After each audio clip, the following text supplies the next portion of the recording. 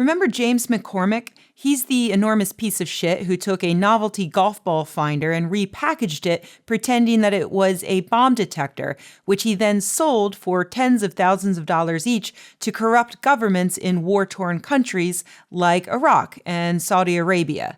He made millions of pounds off of the deal, and then he was eventually arrested in England and tried on first-degree shittiness, and since 2013 has been serving 10 whole years in prison.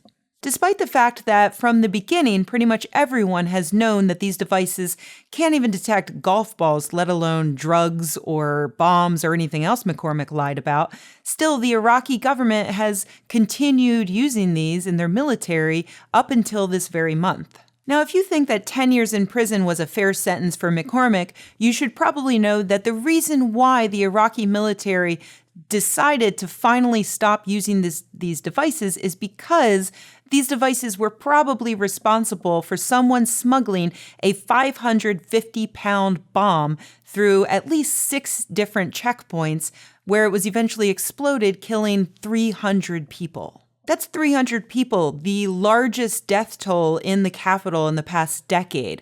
300 people who might still be alive if it weren't for the combined efforts of suicide bombers, a corrupt government, and James McCormick.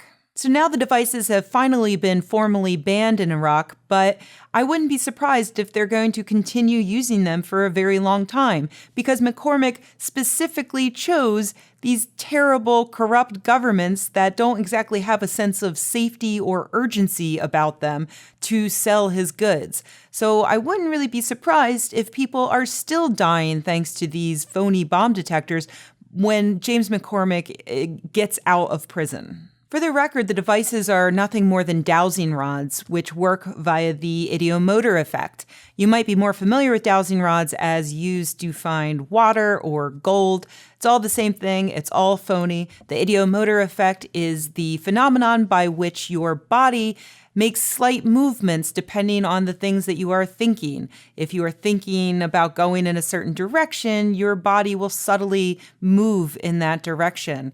And using things like dowsing rods allow those tiny movements to be seen on a larger scale.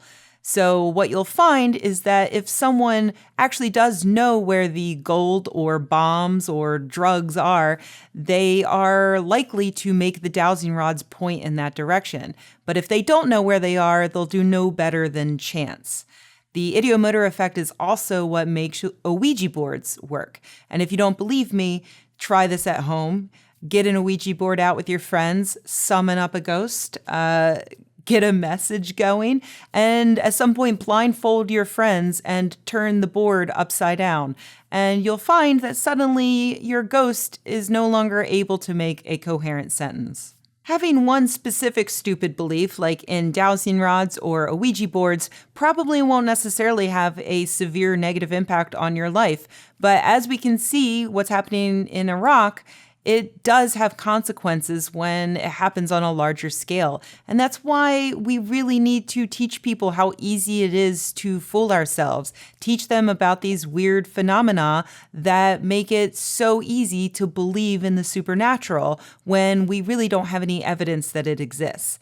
And also, for the record, I really wouldn't mind it if somebody would try James McCormick for gross negligence, manslaughter. So maybe, just maybe, he will stay in prison until long after the negative effects of his phony bomb detector have worn off.